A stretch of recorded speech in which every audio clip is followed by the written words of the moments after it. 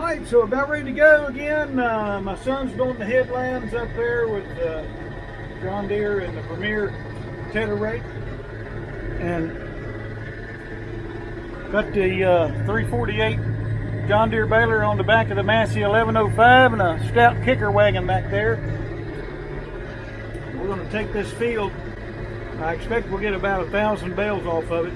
So let me get my bearings here and get things rolling, and we'll bale some hay. Here and slow down a little bit, made a few adjustments. I like to have a lot of flakes in the bales, and these windrows are big enough to do a couple things at my typical baling speed that I've used so far. Low range second gear multi-power load. Just kind of slow it down here a little bit and get a better bale. And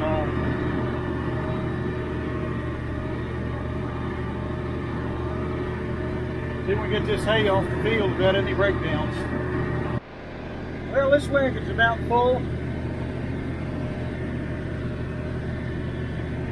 I've gone up and down about 3 times, so I'm going to be filling up a few wagons today.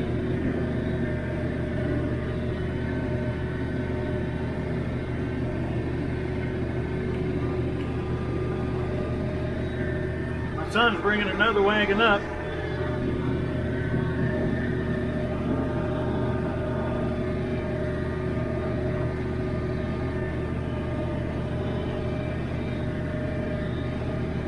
Slowed down to first gear multi-power, low range. This tractor can't go any slower unless I turn the throttle down.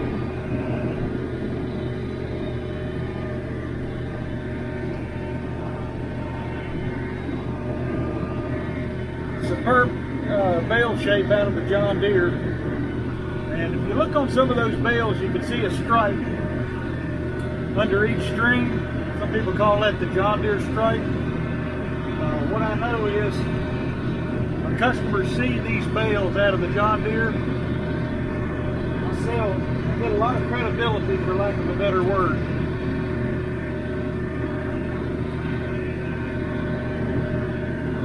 These bales, the bale shape kind of sells themselves.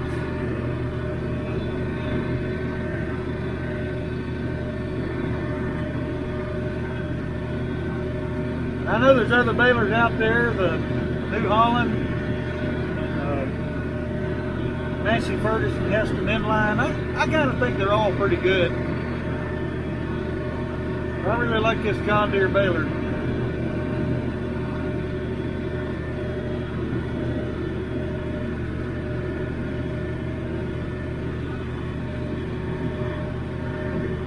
Looks like one of them slipped out the side.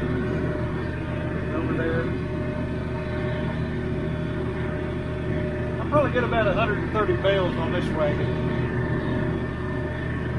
I could get a good 140 on a 16-foot wagon, but like that one right there, once they start spilling over the sides, be prepared for that.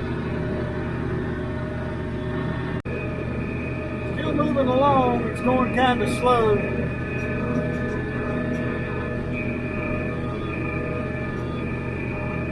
This is I believe this might be the 4th wagon.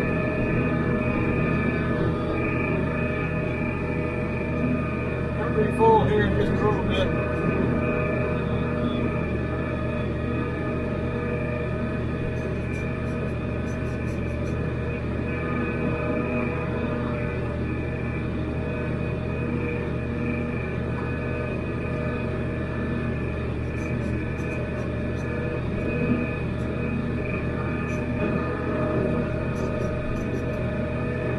I'm enjoying the long straight roads.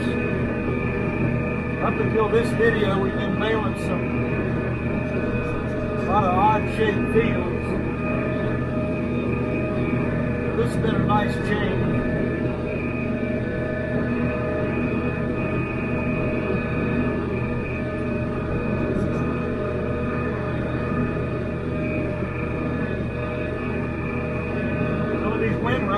little scattered, and they are, because the wind comes along and kind of blows them over to the side.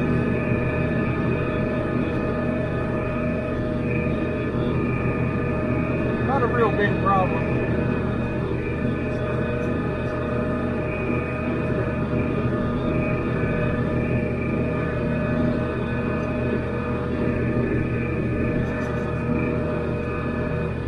If you notice, our bales are shorter. We don't make a really, really long bale of hay, and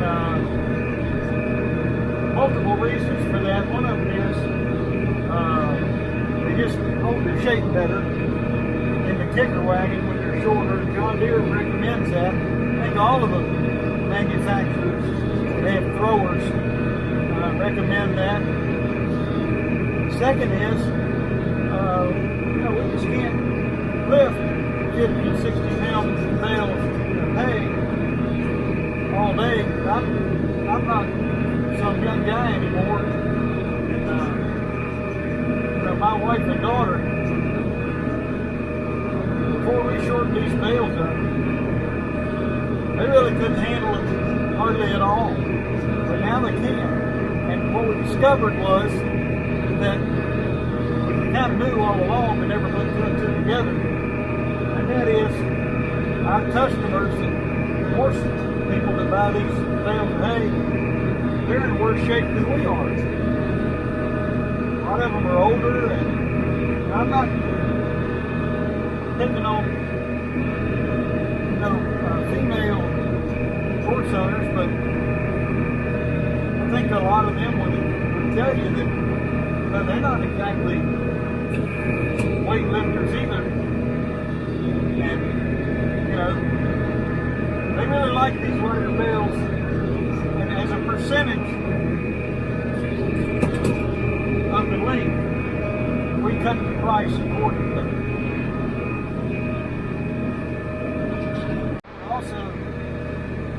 I would also add,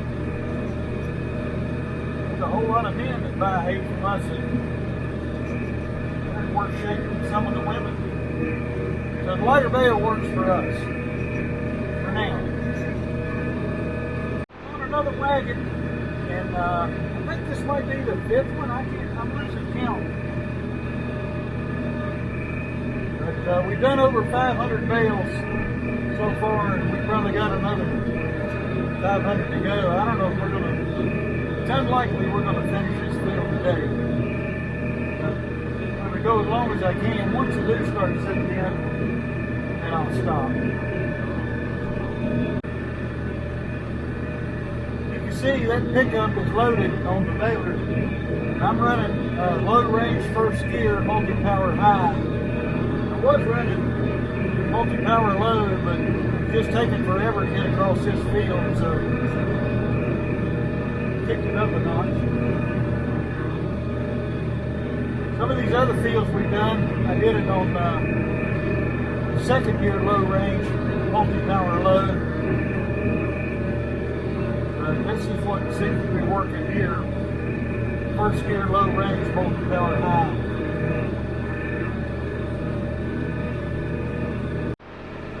I'm on another wagon. Not in business here. I have to wait a little bit on this one.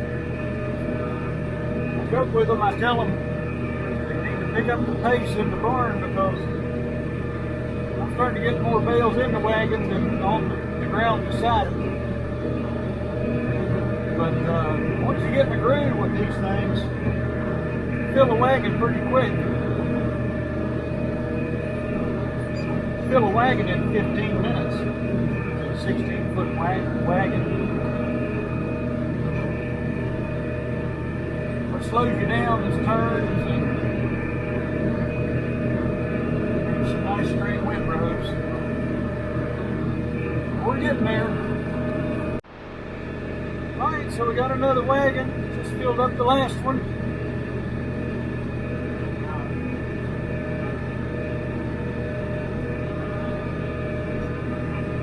Try to bale until the dew comes on.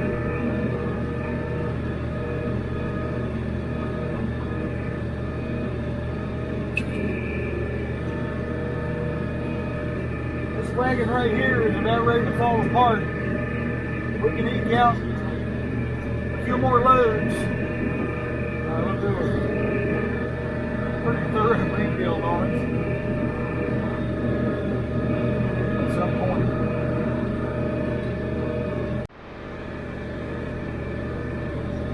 Baler's eating a lot of hay right now.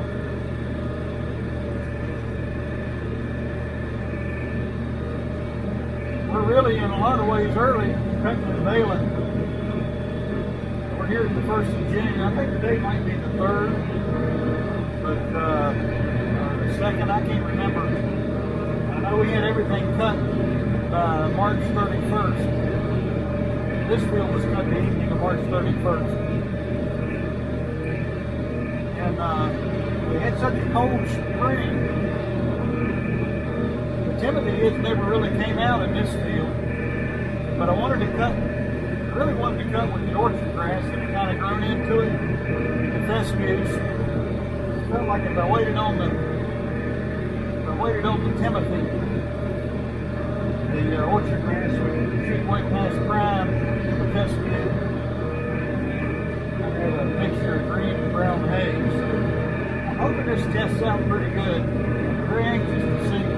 Take more samples and send it away and see what it looks like. If the tests look anything like the Bales, it ought to be terrific hay. Vermeer tedder rake set up again this morning. We're going to re-rake our windrows that set overnight, just kind of fluff them up a little bit and try to finish that field out there. I want to estimate there's 400 to 500 bales left. So I'll be getting the Massey and getting it on that wagon here before too long. It's probably doesn't need to be rode up again, but we're going to do it anyway.